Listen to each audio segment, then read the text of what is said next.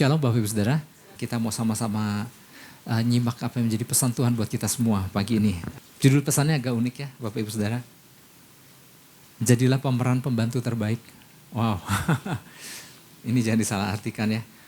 Jadilah pemeran pembantu terbaik. Ini istilah tentunya ya. Tetapi sebuah pesan Tuhan yang unik. Lagi-lagi Tuhan memberikannya dalam suatu bahasa yang lain yang saya nggak tahu. Kali ini Tuhan kasih bahasa Arab, apa lagi gitu ya maksudnya. Ini membuat saya akhirnya menggali apa sih maksud dari apa yang pesan yang Tuhan berikan ini. Dan akhirnya saya menemukan bahwa oh ini ternyata ya. Dan setelah dicari tahu artinya, oh ternyata maksud Tuhan tuh ini. Ya, oke, saya mau jelaskan ini. Dalam dunia perfilman Bapak Ibu Saudara, disediakan sebuah hadiah khusus ya yang tidak kalah bergengsinya Bapak Ibu Saudara ya. Bagi mereka yang memerankan suatu peran. Namun bukan peran utama atau bukan yang peran pentingnya gitu Bapak Ibu Saudara. Tetapi ada hadiah khusus diberikan buat mereka yang mungkin dia adalah orang, kalau peran utama kan orang pertama, orang kedua kan. Tetapi yang namanya peran pembantu, mungkin dia peran yang gak terlalu penting-penting amat ya. Tetapi dia ada. Mungkin peran ketiga, keempat dan selanjutnya ya. Nah ternyata ada hadiah khusus yang diberikan buat orang-orang yang gak terlalu penting perannya, dianggapnya gak terlalu penting, tetapi ini yang menopang si pemeran utamanya bisa muncul atau hidup.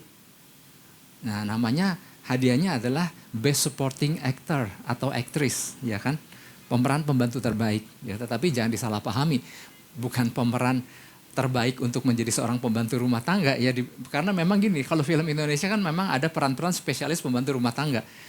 Di film apapun dia jadi pembantu rumah tangganya, atau ya usah pembantu rumah tangga ya, peran ayah, peran ibu, peran orang tua kan ada ya. Selalu di dalam film apapun dia jadi orang tuanya gitu ya. Nah tapi kita tentu mengerti bahwa yang namanya Best Supporting Actor atau Actress ini adalah orang yang bisa memerankan dengan baik. Meskipun sebetulnya dia punya peran di film itu gak terlalu penting, tetapi mendukung sehingga benar-benar tercapailah maksud daripada film tersebut. Nah orang yang memerankan itu mendapat penghargaan tersendiri. Nah pemeran pembantu Bapak Ibu Saudara di dalam perfilman adalah mereka yang memerankan tokoh yang tidak terlalu penting namun dibutuhkan. Hanya sebagai pelengkap, tapi kalau gak ada pelengkap maka jadi gak sempurna lah film itu ya. Nah melalui pesannya ini Tuhan mau kita menjadi orang-orang yang bisa memerankan peran pemberi support terbaik. Nah inilah makna dari apa yang pesan yang Tuhan sampaikan. Harus bisa memerankan, menjadi orang yang bisa memerankan dengan baik seorang yang pemberi support. Atau dalam bahasa kerennya, the best supporting servants, bukan the best supporting actor. Ya, bukan cuma bisa acting aja gitu ya supaya terlihat bisa, tetapi the best supporting servants, seorang pelayan Tuhan yang bisa memberikan support dengan baik. Nah, apakah yang dimaksud dengan the best supporting servants itu? Oke, saya mau ajak kita baca surat Filipi 2 ayat 19 sampai 21. Saya mau ajak kita baca bersama-sama ya, atau bergantian lah ya, ada beberapa ayat ini dari 19 sampai 21. 1, 2, 3 saya dulu ya. Tetapi dalam Tuhan Yesus kuharap segera mengirimkan Timotius kepadamu supaya tenang juga hatiku oleh kabar tentang hal ihwalmu. Silakan.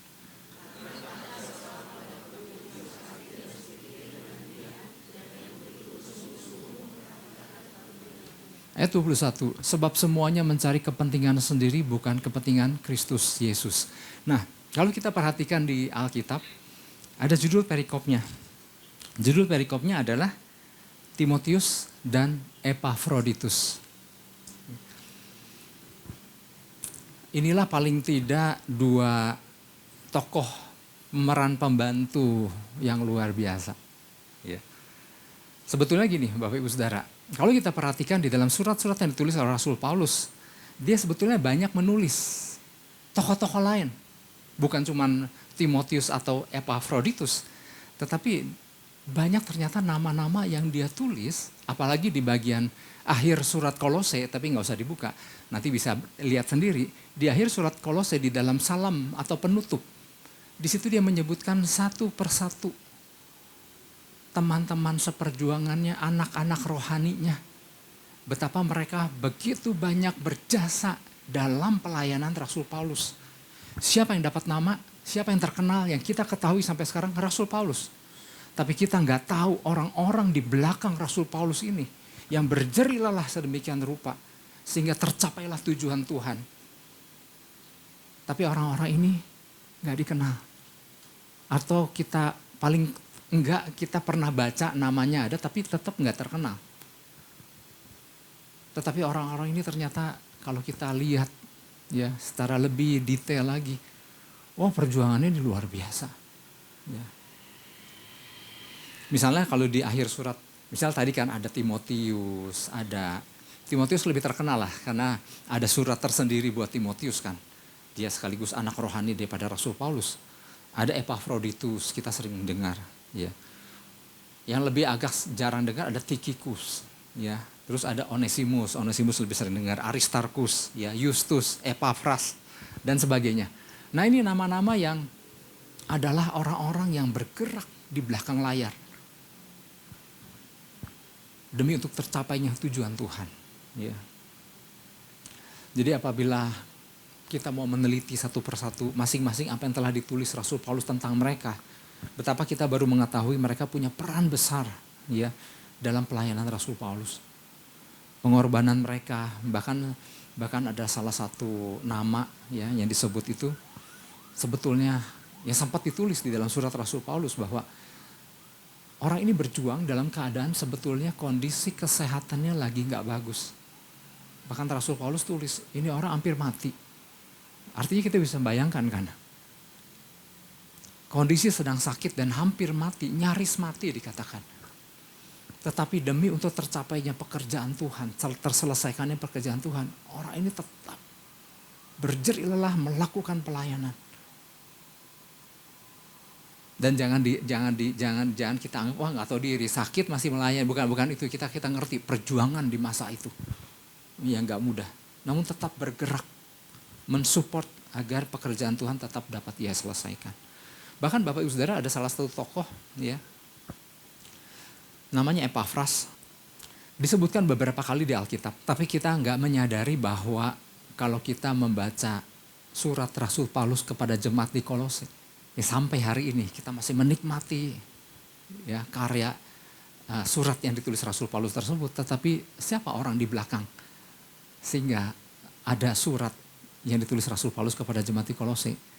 Orang yang berjasa di balik semua itu adalah Epaphras ternyata. Epaphras itu sebetulnya punya nama lengkap namanya Epafroditus. Nah berarti ada dua Epafroditus, tapi Epafroditus yang adalah Epaphras adalah dari Kolose. Tapi kalau yang tadi di awal disebutkan Timotius dan Epafroditus itu Filipi. Ya. Oke, kita sebut Epaphras saja. Jerih lelahnya ini Bapak Ibu Saudara yang dilakukan oleh Epaphras menghasilkan suatu selesaikannya pekerjaan Tuhan, tetapi nama yang dikenal adalah Rasul Paulus. Tapi jangan salah sangka bahwa wah curang nih Rasul Paulus. Enggak ada, bukan hal yang soal curang dan nggak curang. Tetapi yang lebih dikenal adalah nama Rasul Paulus. Ya. Karena orang ini ternyata bekerja di belakang layar ya dalam tanda kutip, di belakang layar yang menopang keberhasilan pelayanan daripada Rasul Paulus. Ya. Epaphras ini berasal dari Kolose. Ya, saya sedikit kasih latar belakang buat Epaphras sehingga kita punya gambaran seperti apa sih orang-orang yang bekerja di belakang layar ini. Ya. Dia berasal dari Kolose, Bapak Ibu Saudara. Ya, salah satu dari pada waktu itu pusat kekristenan di Asia Kecil adalah salah satunya adalah Kolose. Itulah sebabnya makanya Rasul Paulus kenapa masuk ke Kolose, memberitakan dan akhirnya mendirikan jemaat di sana.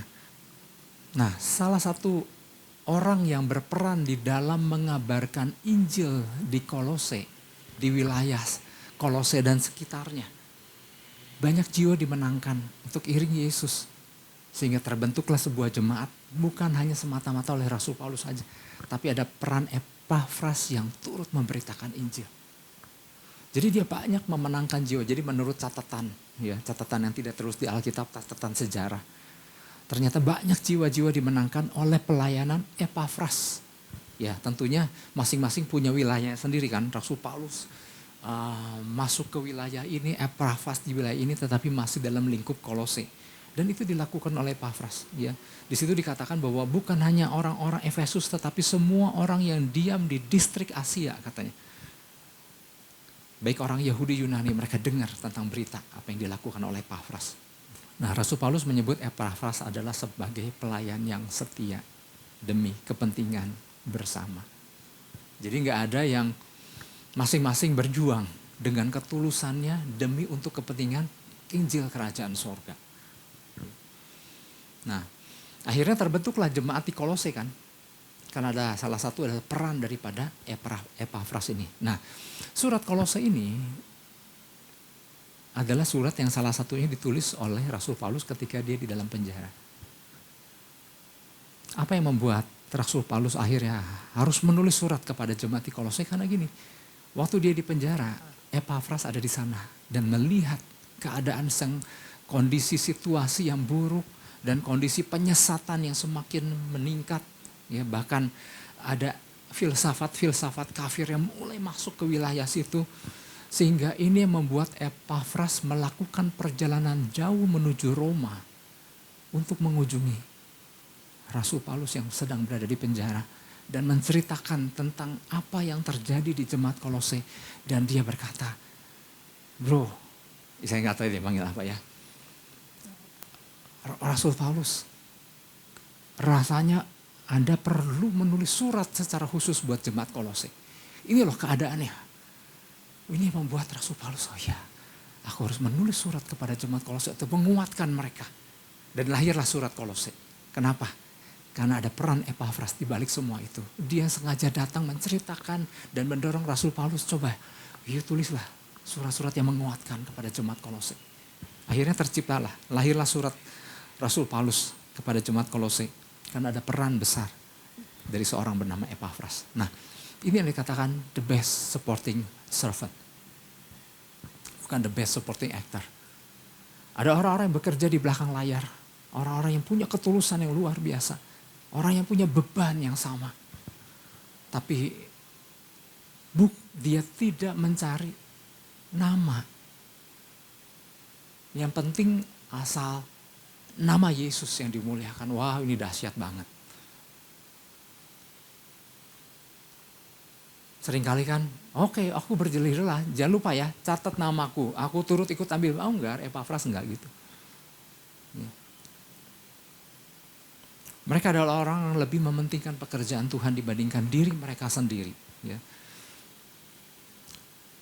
Seringkali kita mengenali orang-orang pemercaya Kristus ya, yang berada di garis depan. Tetapi kita kurang mengenali mereka yang bekerja di balik layar yang membuat orang lain lebih berhasil dan lebih dikenal namanya. Tapi buat tokoh-tokoh tadi yang disebutkan tadi, sampai akhirnya yang muncul adalah nama Rasul Paulus, buat mereka nggak masalah. Yang penting pekerjaan Tuhan tercapai. Wah, ini luar biasa. Nah, oleh sebab itu di zaman sekarang yang semakin egois, makanya orang-orang yang bekerja di belakang penyupport terbaik, the best supporting servant, itu bukanlah sesuatu pelayanan yang favorit. Kenapa? Hari-hari ini dunia semakin egois. Dia ingin namanya yang muncul. Yang penting datang foto dulu, nanti fotonya ada di sosial media. Kadang-kadang dicari itu supaya kelihatan aktif ada di mana-mana. Apakah ada perannya? Enggak terlalu berperan sekali. Tetapi yang penting ada kesibukan. Muncul, ada di mana-mana. Makanya kan ada istilah pelayan Tuhan yang maha hadir kan. Ada di mana-mana, di setiap event, di setiap situasi. Tapi yang dicari adalah apa?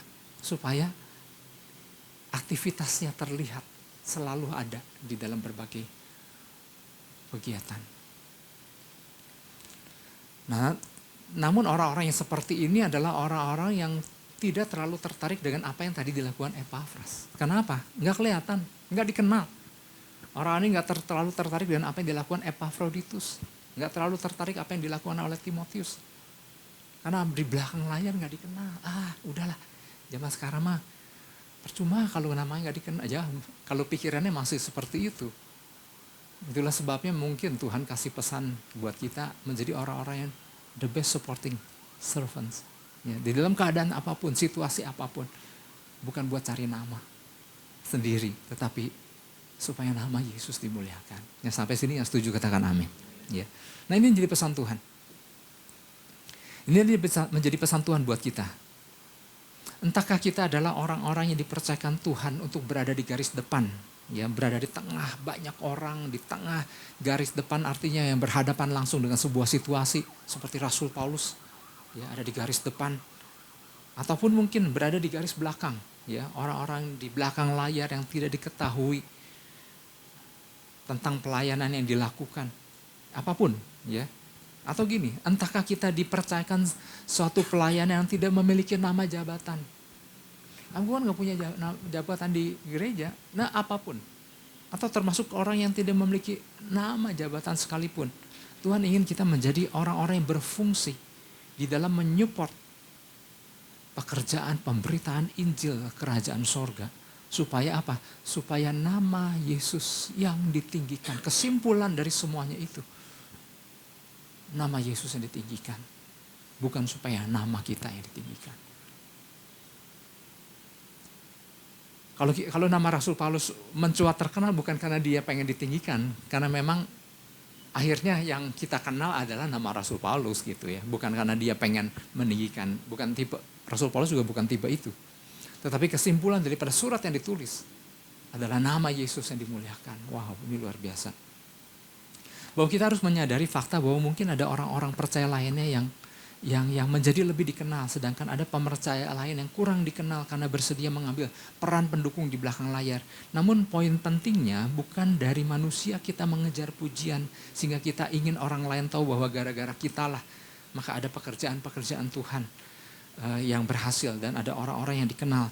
Namun biarlah pujian sesungguhnya datang dari Tuhan. Jadi jangan kita mencari sesuatu supaya kita mendapat pujian.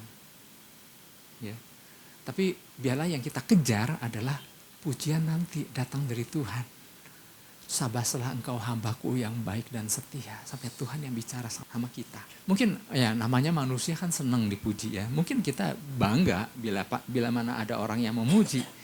Namun renungan sejenak Bapak Ibu Saudara bahwa kalau orang lain memuji, kita renungkan.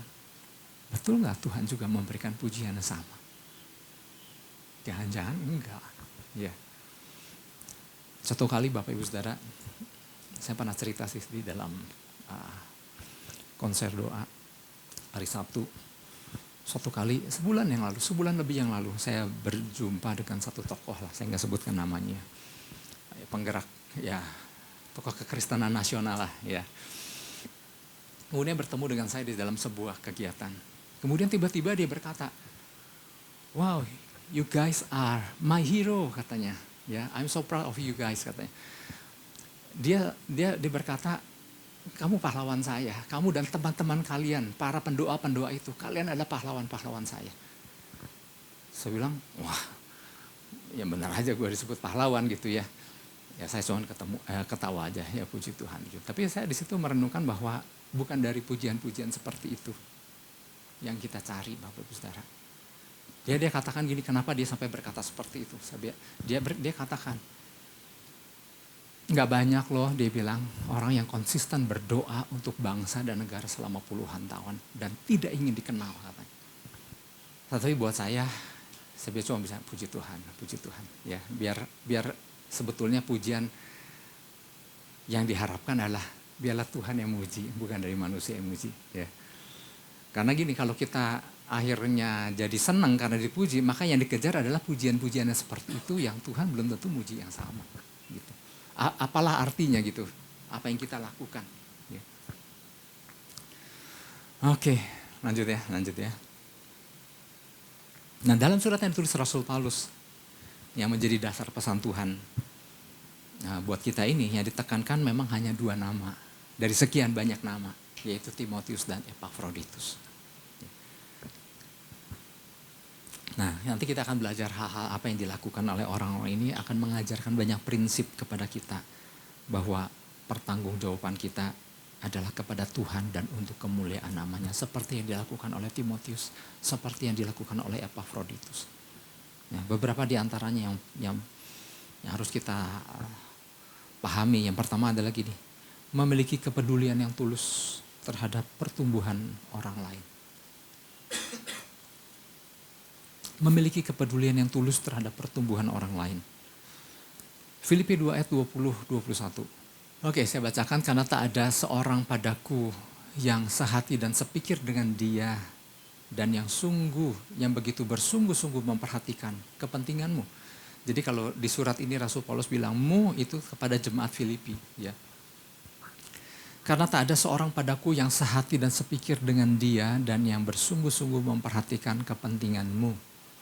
Sebab semuanya mencari kepentingannya sendiri, bukan kepentingan Kristus Yesus. Nah, Rasul Paulus berkata bahwa tidak ada seorang pun seperti Timotius, ya maksudnya Timotius yang ditulis Rasul Paulus ini. Tidak ada seorang pun seperti Timotius yang memiliki hati yang sama atau beban yang sama dengan apa yang dimiliki oleh Rasul Paulus. Ya, di dalam terjemahan New King James-nya di situ dikatakan tidak ada seorang pun yang sejiwa dan sepikiran dengan dia yang begitu peduli akan kepentingan orang lain. Jadi Timotius sungguh-sungguh peduli terhadap pertumbuhan iman. Dia sungguh-sungguh peduli akan kesejahteraan dan keteguhan hati jemaat Filipi. Kalau tadi kan Epafras tentang Kolose kan. Nah ternyata salah satu orang di balik keberhasilan daripada jemaat Filipi, betul, kita lebih tahu surat Filipi yang ditulis Rasul Paulus kepada jemaat Filipi. Tapi orang di baliknya adalah ternyata salah satunya Timotius. Memang gak salah kalau yang dikenal oleh keberhasilan yang terjadi adalah karena gara-gara Rasul Paulus. Ya betul, karena dia punya peranan besar. Tapi ternyata kalau kita perhatikan lebih lanjut, surat yang ditulis oleh jemaat Rasul Paulus ke jemaat Filipi ini ditulis ketika Rasul Paulus sedang berada di penjara. Siapa yang bolak-balik dari penjara ke jemaat Filipi, memperhatikan keadaan jemaat Filipi? Ternyata di balik itu adalah pribadi yang bernama Timotius dan Epafroditus sebetulnya. Tetapi dalam hal ini Timotius dulu. Ya. Jadi ternyata Timotius yang memperhatikan kondisi jemaat Filipi dan memberikan laporan pertumbuhan, perkembangan. Kan zaman dulu kan dengar kabar pakai apa? Kalau di film-film kan pakai merpati pos gitu. Itu kan merpati pos kan gak sekonyong-konyong merpati bisa kirim surat. Kalau gak dilatih terlebih dahulu. Jadi artinya kalau gak orang sendiri yang memberikan kabar, orang gak terima kabar loh. Dan di zaman itu yang namanya penjara, itu bukan penjara kayak sekarang kan, ada sel-sel kamar-kamar. Penjara zaman dulu adalah penjara yang disebut dungeon, lobang bawah tanah yang ke bawah turun. Bahkan konon kaki narapidana itu separuh kerendam air. Kalau ditaruh di posisi yang lumayan dalam. Saudara bisa bayangkan. Ya jangan bayangkan kaki, wah Pak kaki keriput. Ya bukan soal kaki keriput. Kesehatan si orang yang terpenjara pun lembabnya itu akan membuat kondisinya semakin memburuk. Ya. Boro-boro mikirin, aduh apa yang sedang terjadi dengan pertumbuhan jemaat Filipi, boro-boro mikirin kayak begitu. Tapi enggak, Rasul Paulus punya beban. Dan dapat informasi itu ketika dikunjungi. Jadi ternyata sementara Rasul Paulus berada di penjara, maka Timotius lah selain Epafroditus tadi yang diutus kepada jemaat di Filipi. Ya, jadi memang dalam keadaan yang seperti itu Rasul Paulus nggak bisa mengunjungi, ya. Tetapi ia perlu mengetahui keadaan mereka. Timotius, kamu ke sana cek gimana keadaan mereka. Ya. Dan bukan Timotius karena dia disuruh jadi mau lakukan. Kalau Timotius nggak mau juga nggak bisa apa-apa gitu. Nah dengan beban yang sama maka dikatakan sehati dan sepikiran. Oke papa, ya ini kan anak rohaninya ya. Oke, aku akan ke sana, aku akan lihat cek keadaan mereka. dan melakukan sesuatu bagi pertumbuhan jemaat di sana. Dan waktu Timotius ke sana, dia memperhatikan. Sebetulnya kan gini kan, kalau Timotius punya niat jahat kan, udah ya aku ambil alih lah, aku lah menjadi pemimpin buat jemaat di Filipi. Bisa nggak? Bisa aja. Seperti yang nggak sedikit dilakukan oleh banyak berbagai kejadian hari-hari ini. Mengambil kepemimpinan, ya, yang sudah ditetapkan Rasul Paulus. Jadi memang di jemaat Filipi memang sudah ditetapkan ya, kepala penatua di sana. Tetapi Timotius hanya tertarik pada kesejahteraan dan pertumbuhan jasmani rohani dan kemudian melaporkannya kembali kepada Rasul Paulus. Ya. Artinya betapa pelayanan-pelayanan mereka adalah orang-orang yang tulus. Orang yang tidak mengambil kesempatan di saat Rasul Paulus lagi nggak memungkinkan keadaannya. Beberapa hari lalu saya sempat dihubungi Bapak Ibu Saudara oleh salah satu jemaat sebuah gereja yang ada di kota Bandung ini. Dengan sedih dan kecewa dia cerita bahwa saya ditipu Pak. Uang saya habis sekian. Saya bilang, ya kalau dia cerita gitu kan langsung kan pertanyaan kita apa? Sama siapa? Siapa yang nipu? Ini yang buat saya kecewa Pak. Gembala saya katanya. Gembala dan orang-orang kepercayaannya. Ini soal aset kami Pak. Kami diarahkan begini, diarahkan begitu. Ujung-ujungnya ternyata semua mengarah kepada pengalihan nama. Ya dalam hati, bodoh juga gitu ya. Tetapi saya bilang, iya ya kok bisa gitu. Bukan kok bisa ya hari-hari ini siapa sih yang gak bisa. Tetapi dia berkata, 8 tahun Pak kami digembalakan. Orang yang saya percaya gitu. Ya saya bilang, saya nggak tahu juga ya, saya nggak tahu juga siapa yang gembala tersebut. Saya bilang saya nggak kenal gitu ya. Tetapi kalau sampai ada terjadi seperti itu ya sangat disayangkan sekali ya. Mengingat orang ini adalah orang yang dulu saya pernah layani. Tapi perkara dia mau digembalakan siapa ya terserah gitu. Tetapi kalau dia cerita begitu memang sangat disayangkan sekali. Ya. Orang yang mendoakan saya, orang yang berkata ini dari Roh Kudus. Ya saya bilang ya, ke satu kamu bodoh juga gitu ya, Roh Kudus ya nggak nipu gitu ya. Tapi kalau orang mengatakan Roh Kudus ya, memang kita makanya kenapa penting ya orang paham firman Tuhan. Nah itu hanya sekilas bahwa ternyata kalau bicara tentang orang-orang yang nggak tulus ya banyak juga gitu ya. Tetapi yang menjadi penekanan daripada pesan Tuhan ini adalah mereka berjuang di belakang layar tanpa ingin dikenal. Yang penting nama Yesus dikenal. Wah ini luar biasa kan ya, hari-hari ini mungkin ini barang langka Bapak Ibu Saudara.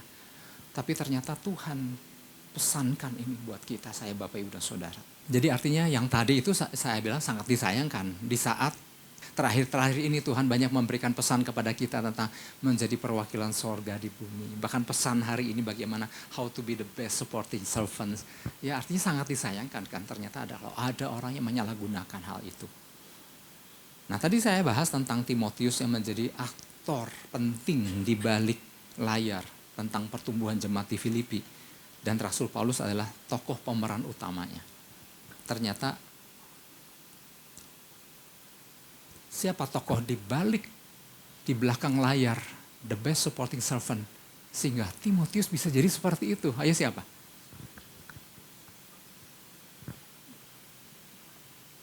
Ya, ada mamanya, ada neneknya.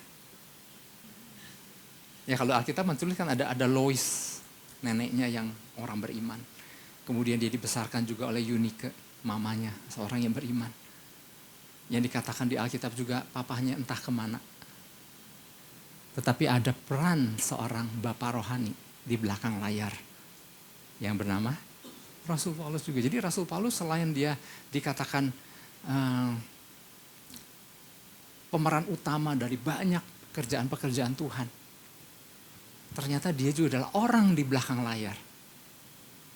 Kenapa Timotius sampai menjadi luar biasa seperti itu? Ternyata ada orang di belakang layar.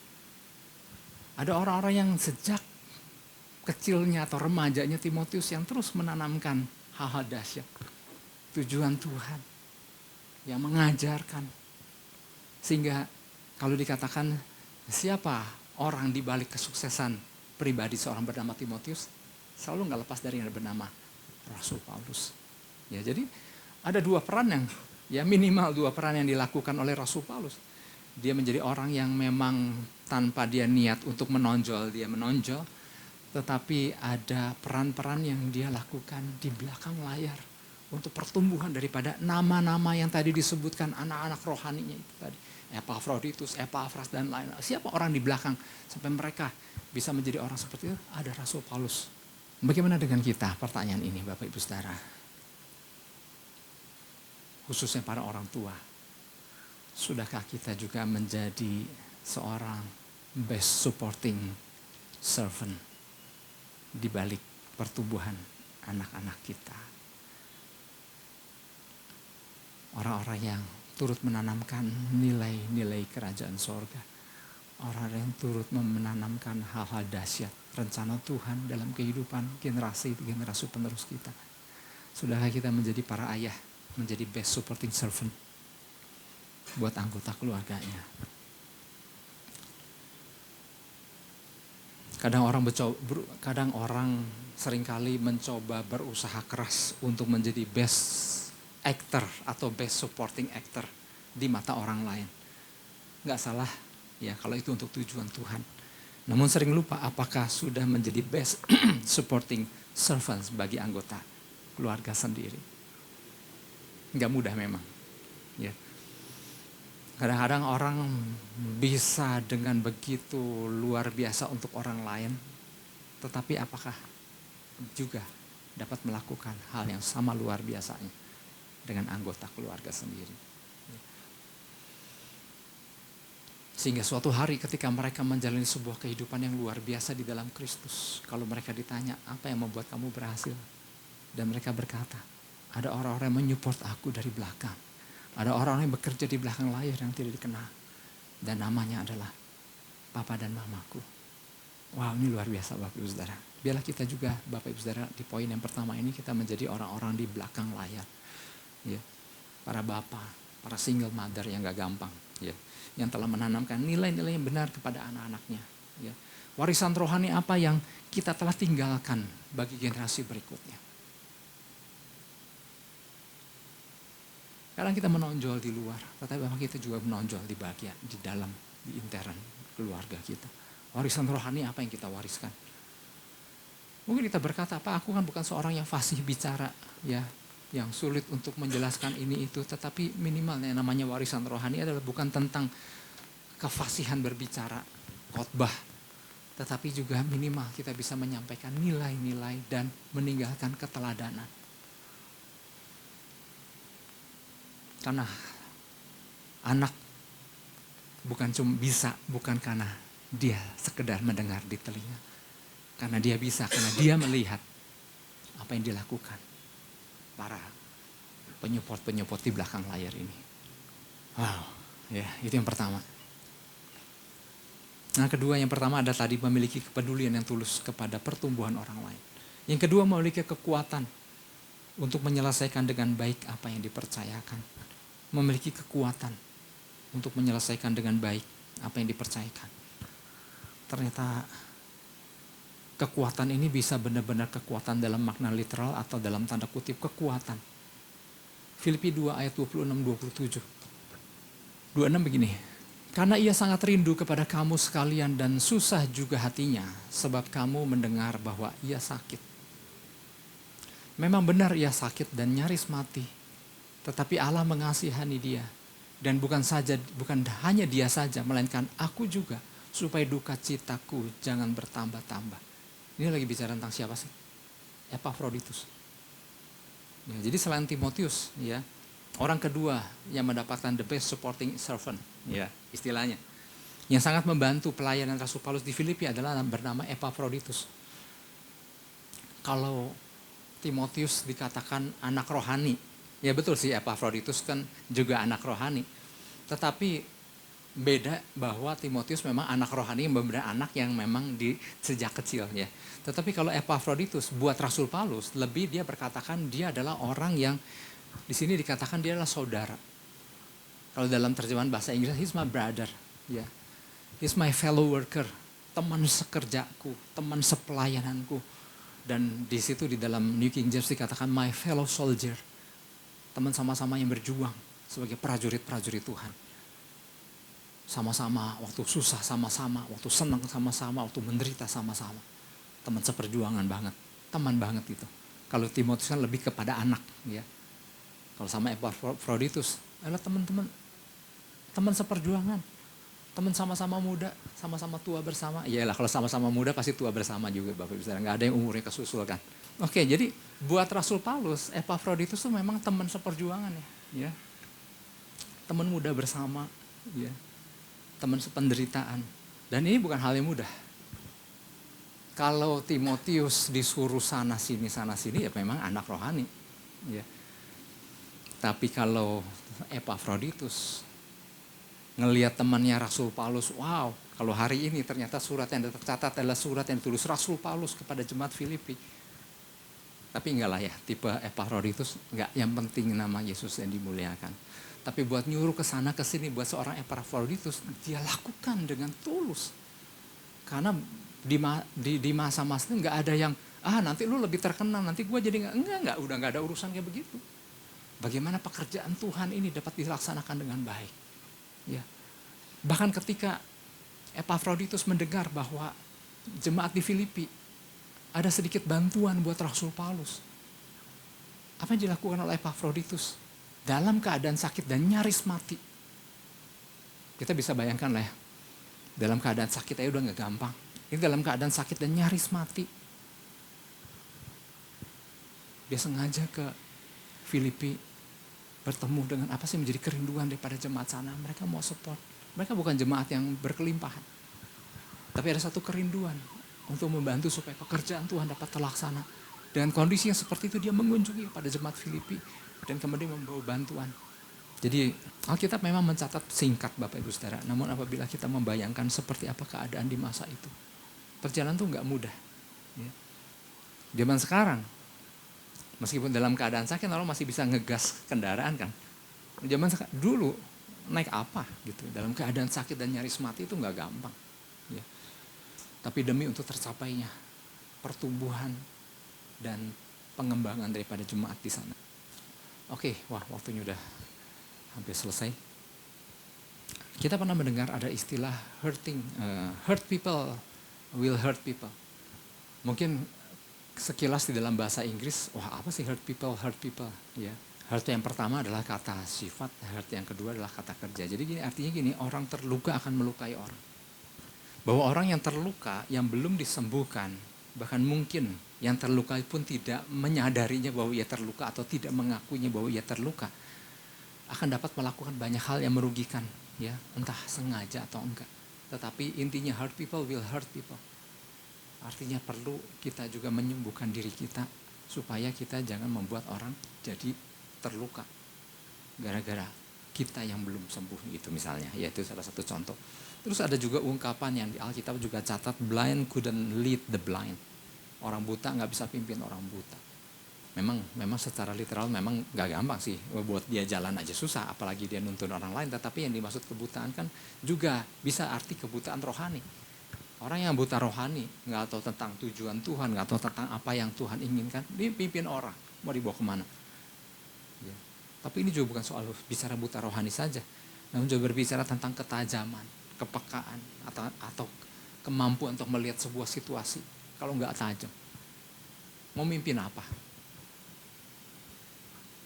Kepekaan ini bukan cuma bisa melihat di luar rumah, apa yang di dalam rumah, apa yang terjadi, keadaan seperti apa. Kita tentu mestinya bukan menjadi orang buta yang oke aja kok, baik-baik saja, ya. Sebagian orang berkata Indonesia sedang baik-baik saja, tapi sebagian orang berkata Indonesia sedang tidak baik-baik saja. Makanya ada banyak tagar, ya. Tagar itu artinya hashtag ya tentang Indonesia gelap.